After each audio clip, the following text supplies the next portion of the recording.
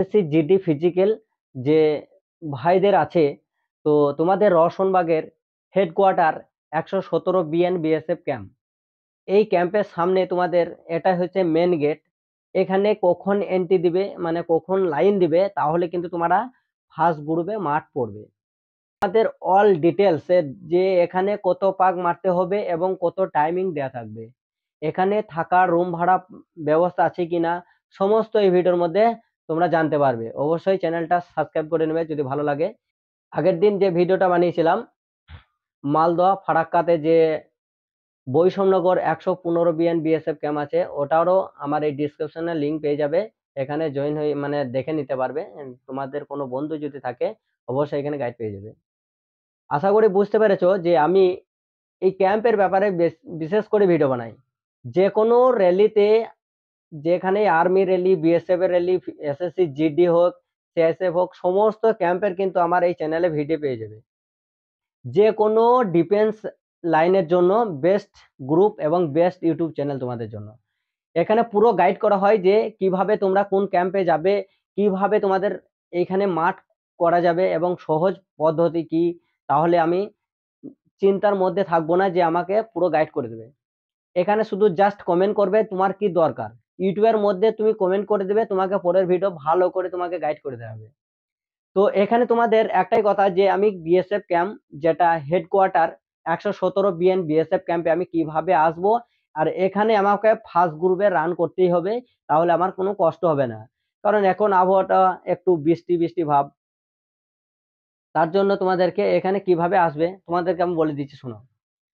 শিয়ালদহ কিংবা তোমাদের যদি হাওড়া, শিয়ালদহ, নৈহাটি থেকে যদি আসো, তাহলে তোমরা লালগোলা লাইনে একটা ট্রেন আছে, ঠিক আছে, নৈহাটি থেকে আসো 3 নাম্বার প্ল্যাটফর্মে বেশিরভাগ লাগে, ঠিক আছে। নৈহাটি থেকে যদি চাপো, তাহলে তোমাদের নৈহাটি থেকে যদি চাপো শিয়ালদা লাইনে তোমরা যদি ট্রেন পেয়ে যাও, তাহলে কিন্তু একবারে লালগোলা ট্রেন ধরে নেবে।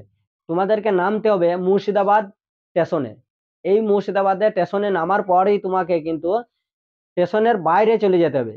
এখানে তোমাদের টোটোওয়ালাকে জিজ্ঞেস করবে যে আমি 117 বিএন বিএসএফ ক্যাম্প যাবো, Roshanbagh BSF camp, 117 BN BSF camp রওশনবাগের ক্যাম্পটা যাব, তো আমাদেরকে নিয়ে যেতে হবে।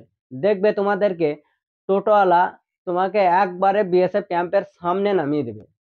ওখানে নামানোর পরে যে ওখানে পাড়াপড়শিরা থাকে না যে রুম ভাড়া দেওয়ার জন্য, মানে ঘর, এখানে তো হোটেল ফোটেল আছে পাশে, তো এখানে লোকাল যে মানুষগুলো থাকে, তো সেখানে তোমাদেরকে ঘর ভাড়া দেওয়ার জন্য অনেক ভাইরা দেখবা বলবে যে তোমরা কি আমাদের রুমে থাকবে। আমাদের এতটাই পরিমাণে জোর জবরদস্তি করবে থাকার জন্য, তোমাদেরকে কোনো চিন্তা নাই রুম ভাড়ার জন্য, ঠিক আছে। রুম নিয়ে কোনো চিন্তা নাই, 1 থেকে 150 টাকা নেবে। তোমাদেরকে যা রেট বলবে খানি কম বলবে, দেখবে কমপ্লিট হয়ে যাবে, তোমাদেরকে কোনো থাকার অসুবিধা হবে না ওখানে।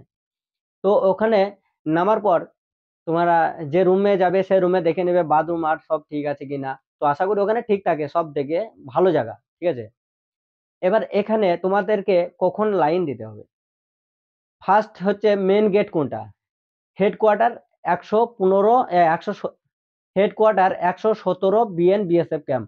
এই যে ভোর 3টের সময় এই 117 বিএন যে ব্যাটালিয়নের যে মেন গেট, এই গেটটাতে তোমরা কিন্তু 3টের মধ্যে লাইন দিয়ে দেবে। দেখবে অনেক ছেলে কিন্তু আরো আগে লাইন দিয়ে দেয়, ঠিক আছে। তোমাদেরকে ডকুমেন্টস নিবে, দেখো এসএসসি জিডি যে অ্যাডমিট কার্ডটা আছে, এসএসসি জিডি যে অ্যাডমিট কার্ডটা আছে ওটা, আর তোমার আধার কার্ড কিংবা ভোটার কার্ড কিংবা প্যান কার্ড কিংবা ড্রাইভিং লাইসেন্স, এইগুলোর মধ্যে একটা যে কোনো একটা ডকুমেন্টস নিয়ে কিন্তু তোমাকে গেটে প্রবেশ করাবে। বাকি ভেতরে তোমাদেরকে চেস্ট নাম্বার দিবে, হাইট ওয়েট মেজারমেন্ট হবে, তারপরে মাঠ হবে। ওখানে গ্রাউন্ডটা কপাকে এবার তোমাদেরকে বলি, ওখানে তোমাকে 3 পাক মারলে কিন্তু তোমাদেরকে দেখবে বিএসএফ অফিসাররা বলে দিবে, যেহেতু এখন বর্ষার সিজন, এখন পিচ রাস্তায় রান করাবে, ঠিক আছে। ওখানে 3টে পাক মারলে কিন্তু তোমার 5 কিলোমিটার কভার হয়ে যাবে।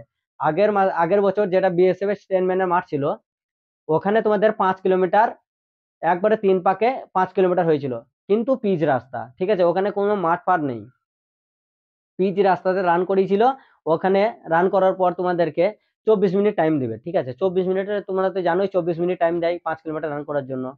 তো ওখানে রান পান হয়ে যাবে। রান করার পর কিন্তু তোমাদেরকে এবছর কিন্তু নতুন নিয়ম করেছে কি, এসএসসি জিডি নতুন নিয়ম বলতে সামনে বছর যে এসএসসি জিডি গুলো মাঠ হয়েছিল, আগে এক্সাম হয়েছিল, এক্সাম পর কিছুদিন পর যে তোমাদের রেজাল্ট ঘোষণা হয়েছে, যে রেজাল্ট হয়েছে তাদের জন্য অ্যাডমিট কার্ড দিয়েছে যে এই কাটাবে, কিন্তু তোমাদেরকে ফিজিক্যাল ডেট আছে। এবার ফিজিক্যালের জন্য অ্যাডমিট এসছে, তারপরে কিন্তু মাঠ করার পর কিন্তু আবার একটা অ্যাডমিট কার্ড এসছে যেটা মেডিকেলের জন্য। তার জন্য এই বছর কিন্তু ওই প্রসেসে হচ্ছে না, কারণ এই বছর অনেকটাই দেরি করে ফেলেছে আমাদেরকে। জানুয়ারি মাসে কিন্তু আবার এসএসসি জিডি যে ফর্ম ফিল আপ চালু হয়ে গেছে, জানুয়ারি মাসে থেকে ফেব্রুয়ারির মধ্যে পরীক্ষা হবে। তার জন্য তোমাদেরকে কখন জয়েনিং হবে তার জন্য নোটিশ দিয়ে দিয়েছে। নভেম্বর নভেম্বরের মধ্যে জয়েনিং লেটার চলে আসবে, ডিসেম্বর নভেম্বরের মধ্যে তোমাদের জয়েন হয়ে যাবে দেখবে। তোমাদের মধ্যে কোনো যদি আরো কিছু জিজ্ঞাসা করার থাকে তো অবশ্যই আমার ইউটিউব চ্যানেলে কমেন্ট করে দিবে। আর বাকি তো তোমাদেরকে বলে দিয়েছি, একবার সরকারি যে কোনো হসপিটাল থেকে বডিটা একবার চেক আপ করে নেবে, মেডিকেল করে নেবে একবার। তাহলে কি এক চান্সে তোমরা যে কোনো মানে একটা মেডিকেল করে নিলে না, তোমাদের একটা ওখানে ভয়টা ভেঙে থাকবে এবং এক চান্সে মেডিকেলে পাস হয়ে যাবে। এক চান্সে মেডিকেলে পাস হয়ে গেলে একটা মনের একটা জোশই আলাদা। তার জন্য বলছি, কোনো ভুল মানে কোনো যদি কোনো প্রবলেম থাকে না শরীরের মধ্যে, তো অবশ্যই চেক আপ করে নেওয়াটাই অনেকটাই ভালো। কারণ তোমার একটা ওইখানে এক্সপিরিয়েন্স আসবে যে আমাকে কিভাবে করতে হবে। আর অবশ্যই সবাই নিজে নিজে একটু পরিষ্কার হয়ে যাবে, কারণ সেভ করে যাবে দাড়ি, কিংবা তোমার নখ আর কেটে যাবে, কান পরিষ্কার করে যাবে, কারণ ওখানে মেডিকেলের জন্য সমস্ত কিছু পরিষ্কার থাকতে হয়।